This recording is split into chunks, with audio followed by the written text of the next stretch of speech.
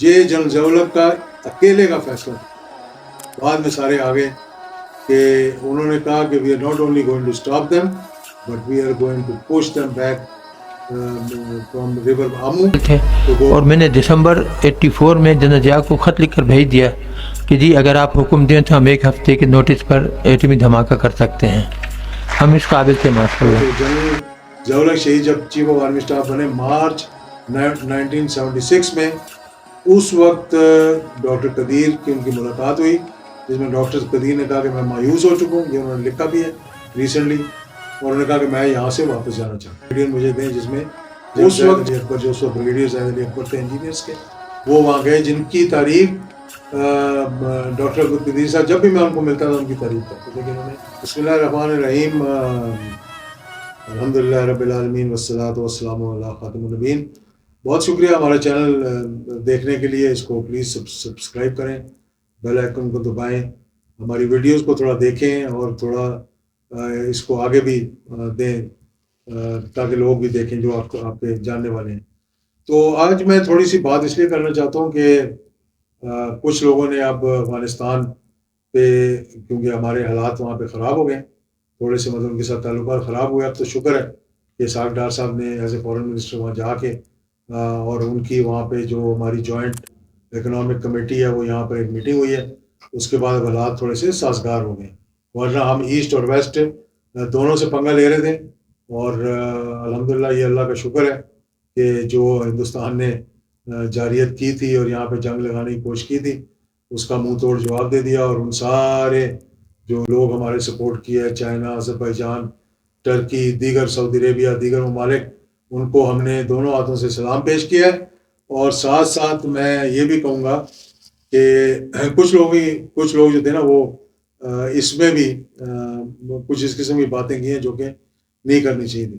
پھر افغانستان کا مسئلہ جب آتا ہے تو لوگ بات کرتے ہیں وہی کلشنکوف جو کہ شروع ہوئی تھی بلوچستان سے، اس کو یہاں پہ ڈال دیا جاتا ہے. چلے، بات یہ نہیں ہے. بات یہ ہے کہ جب روس افغانستان کے اندر گھسا 1979 دسمبر میں، اس وقت پاکستان کے پاس دو آپشن تھے. ایک آپشن یہ تھا کہ ہاتھ ملا لیتے، دوسرا آپشن یہ تھا کہ تاریخ کو مد نظر رکھتے ہوئے 80 سال پہلے زار کے زمانے سے جو ان کی خواہش تھی کہ گلف کے گرم پانیوں تک پہنچ کر سارے مڈل ایسٹ اور ایران کا پیٹرول جو ہے اس کو مانیٹر کریں اور اس پہ ان کی ایک ساکھ بیٹھی رہے. یہ ان کے پلان تھے، اور انہوں نے افغانستان میں رکنا نہیں تھا. افغانستان میں آنے کا ان کا مقصد کیا تھا؟ ان کے مقصد یہ تھا کہ ایک تو داؤد جو اس وقت کے صدر تھے، اس کے بعد بہت آئے، امین آیا ترکی اور دوسرے آئے. داؤد صاحب کو یہ سمجھ آ گئی تھی کہ میں اس رشین کیمپ سے نکل کر اپنے مسلمان بھائیوں کے ساتھ ہوں. ان کا یہاں دورہ ہوا، میں اس دورے میں موجود تھا. ان کو بہت بڑا ریسیپشن دیا گیا شالمار باغ میں لاہور میں. اس کی کوئی فوٹیج وغیرہ ہوئی تو میں آپ کو دکھاؤں گا. اور وہ داؤد صاحب جب یہاں آئے تو انہوں نے یہ کہا کہ میں اب تعلقات ادھر سے اٹھا کے ادھر لگاؤں گا. اور پھر یہاں سے سعودی عربیہ گئے اور جب واپس گئے تو ان کو مار دیا گیا. اور وہاں سے ٹریگر ہوا یہ پھر کہ رشین ٹروپس کوئی 1 لاکھ کے قریب ٹینک اور یہ اور وہ سارے لے کر افغانستان میں گھس گئے. اور یہ جنرل ضیاء الحق کا اکیلے کا فیصلہ تھا. بعد میں سارے آگے کہ انہوں نے کہا کہ we are not only going to stop them but we are going to push them back from river Amu to go back. اور یہ جدوجہد شروع ہوئی. آپ یقین کریں کہ کیونکہ ہم نے تو خود اپنی آنکھوں سے دیکھا ہوا ہے، مجاہدین سے سالوں سے ملتے بھی رہے. اور یہ جب جدوجہد شروع ہوئی تو اس وقت افغانیوں کے پاس نہ اسلحہ تھا، نہ ٹریننگ تھی، نہ مطلب قبائلی لوگ تو ہیں، ان کو کلشنکوف وغیرہ چلانی تو آتی تھی، لیکن وہ نہیں تھا کہ آپ ایک سپر پاور کا مقابلہ کر سکیں. تو یہاں پہ جب جنرل ضیاء الحق نے فیصلہ کیا، یہاں تک وہ فیصلہ تھا کہ جب یہ جنگ لگی اس سے 2 دن کے بعد وہ گئے ISI کے ہیڈ کوارٹر اور انہوں نے کہا بھائی پٹ اپ دا میپس آف رشیا. تو اس وقت وہاں کے میپ نہیں تھے. تو انہوں نے پھر یہ کہا کہ let I am going back, I will come back tomorrow. اور انہوں نے وہاں ان کو تمام جرنیل، فارن منسٹر وغیرہ جو بیٹھے ہوئے تھے ان سے یہ کہا کہ we are not going to let Russia cross the border into Pakistan, we are going to push them back.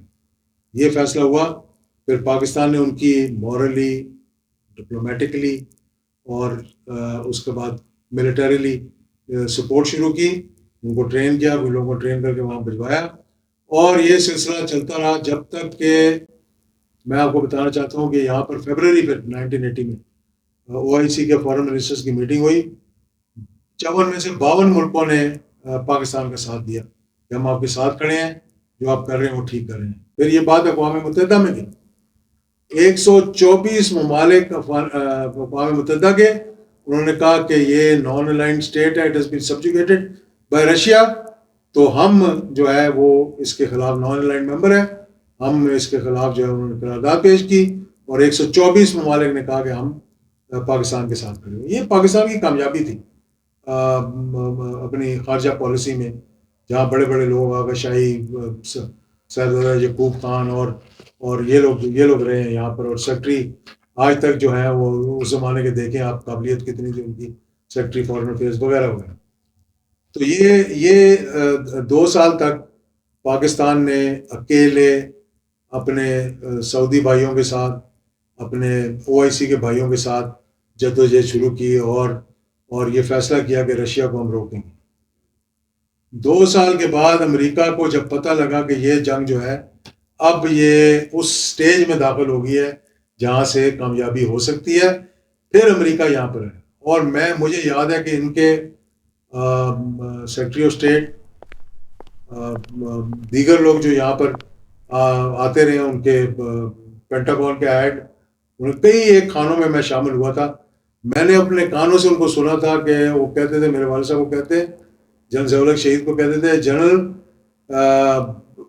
I don't think you will be able to sustain the pressure on Pakistan, so let us work together to safeguard your borders.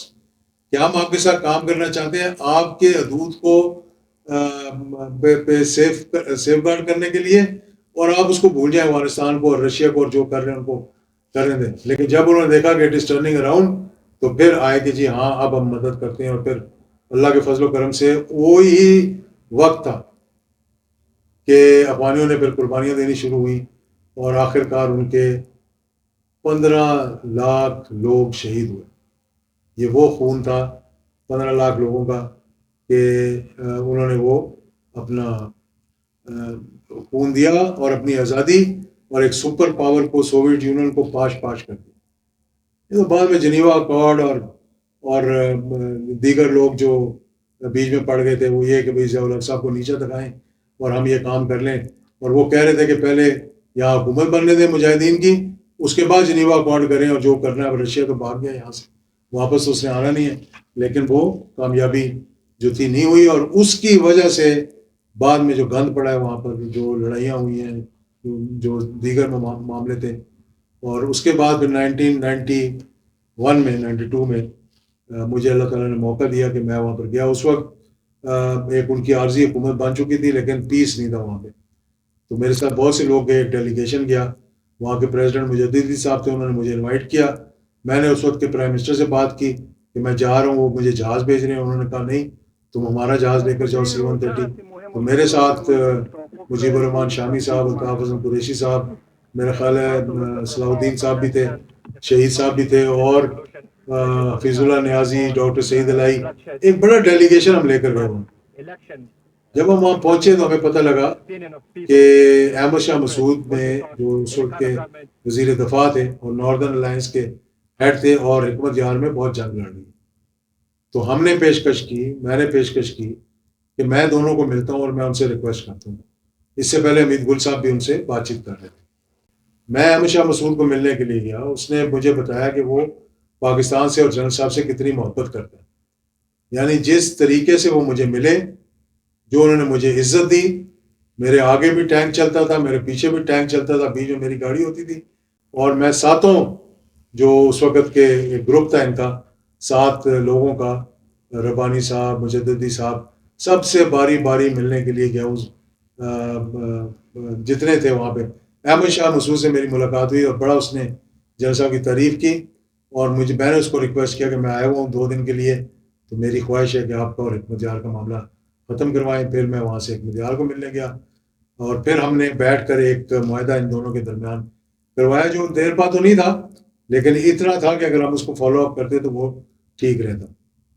یہ حکمت عملی میں اس لیے بتا رہا ہوں آپ کو کہ پاکستان کے لیے میں جب وہاں گیا ہوں پل چرخی کی مسجد میں جہاں جنرل ضیاء الحق شہید نے کہا تھا کہ میں 2 نفل پڑھوں گا، میں خاموشی سے گیا. انہوں نے کہا کہ ہم سیکورٹی کی وجہ سے نہیں بتانا چاہتے.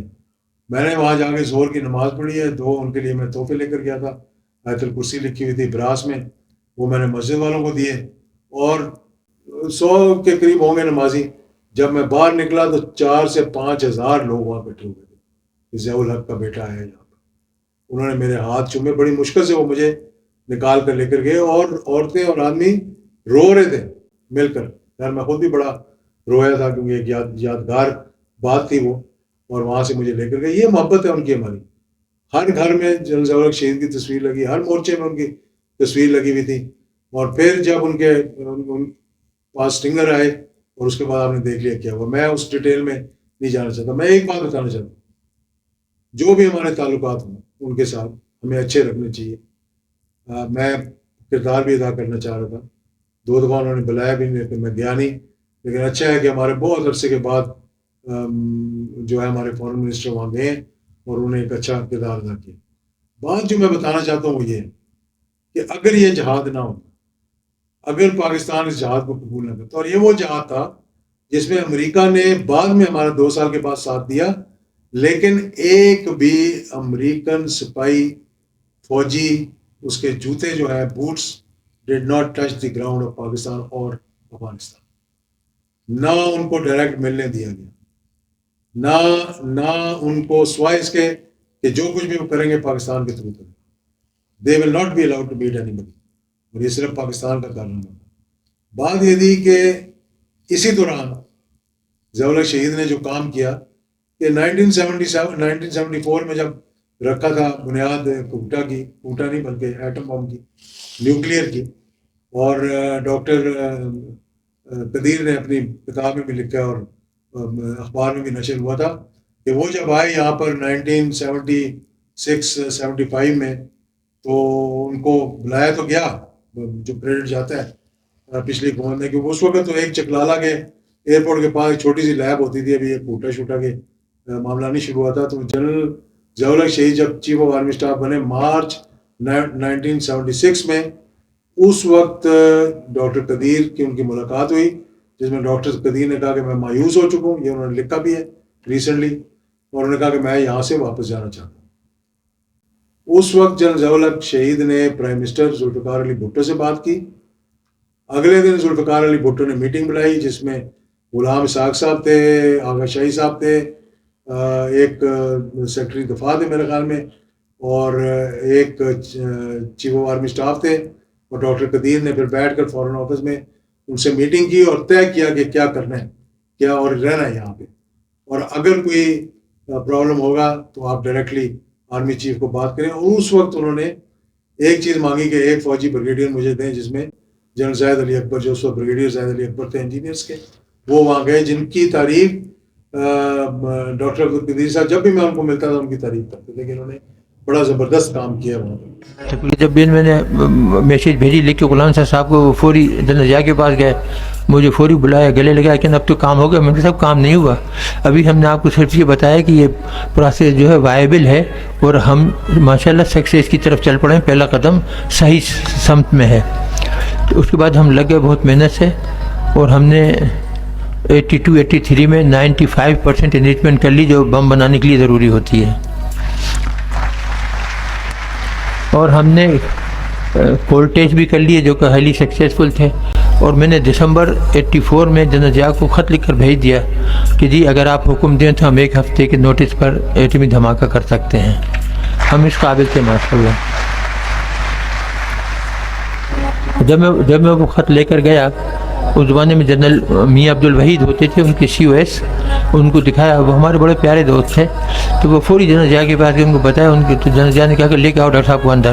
تو جنرل نہیں چھوڑ میں گئے تھے، تو میں اندر گیا فوری. تو جنرل ضیاء نے پہلے تو پکڑ کے دونوں ہاتھوں سے میرا چہرہ تو میرے پیشانی پہ پیار کیا، گالوں پہ پیار کیا، گلے لگایا. ان کا ڈاکٹر صاحب بس اب ہو گیا کام. اب گالی دے کے کہا کہ اب ہندو ہمارا کچھ نہیں بگاڑ سکتے.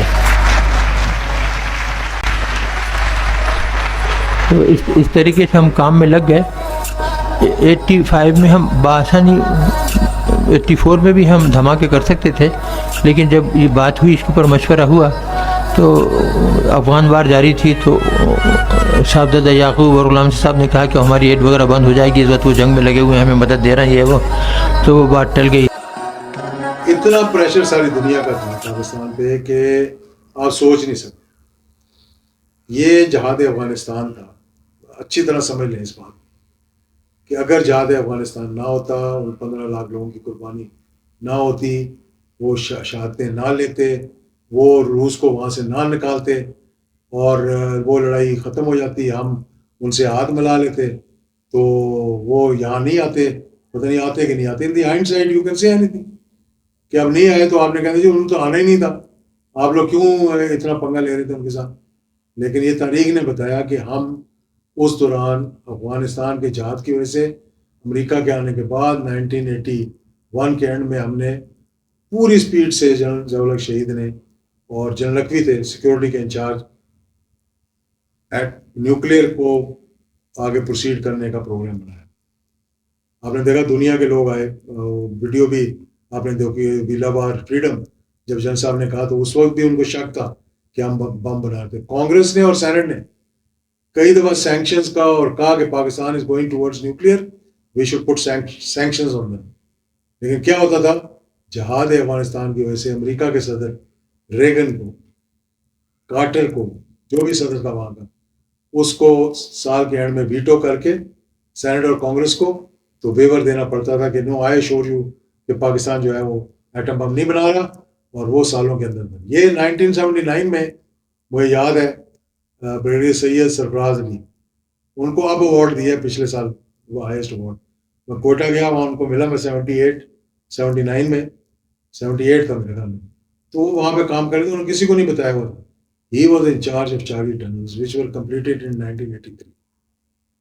تیار ہو گئے تھے ہم. 83 کے بعد پھر جنرل اپنا ڈاکٹر قدیر لکھتے ہیں کہ 84 میں میں نے کول ٹیسٹ کر کے ہم نے جو جنرل ضیاء الحق شہید کو خط لکھ دیا, انہوں نے میرا منہ چوما بلا کر کے, جی اب ہم تیار ہیں, ہمیں 1 ہفتے کا نوٹس دیں اور ہم دھماکہ کرنے کے لیے تیار ہیں. لیکن حکمت عملی ان کی ایسی زبردست تھی کہ انہوں نے کہا نہیں, ہم نے دھماکہ نہیں کرنا, ان کو کنفیوز رکھیں تاکہ ہم جہاد جاری رہے اور ہم اپنا کام کریں. یہ تھا وہ کمال افغانیوں کی جو جہاد تھا, اور امریکہ جو یہاں پر آیا تھا جس نے کبھی افغانستان میں نہیں کیا. یہ دوسری بات بڑی امپورٹنٹ اس بات میں, اور اس کو چیک کریں آپ کہ ایک بھی پاکستانی فوجی اس تمام مہم کے اندر, روس اور افغانستان کی ہمارے لوگ جاتے رہے, ان کو ٹریننگ دیتے, ایک بھی شہید نہیں ہوا, ناٹ ایون ون. اور پھر اللہ تعالیٰ نے اتنا بڑا معجزہ کیا, اور پھر 84 میں ہم اٹامک بن گئے. اور وہ پھر جو BBC والوں نے بھی کل پرسوں ریلیز کی اپنی جو ویڈیو آڈیو ہے, کہ وہ سارا قصہ بتا رہا ہے کہ کیسے 1987 میں انہوں نے براسٹ اٹیک کی. جنرل ضیاء الحق شہید گئے کرکٹ میچ دیکھنے کے لیے. That cricket diplomacy was a turning point in the relations between India and Pakistan. Hindustan خوفزدہ ہو گیا, راجیو گاندھی کے پسینے نکل گئے. میں تو نہیں کہہ رہا, یہ ان کے اپنے سیکورٹی ایڈوائزر کہہ رہے ہیں. اور جو 10 لاکھ فوج لا کے حملہ کر کے پاکستان کو 2 ٹکڑے کرنے جا رہا تھا, وہ جب جنرل صاحب واپس پہنچے تو اپنی فوجوں کو واپس بلا رہا. یہ تھا وہ میریکل نیوکلیئر کا, جس پہ ہم آج بھی بڑھ کے مانتے ہیں.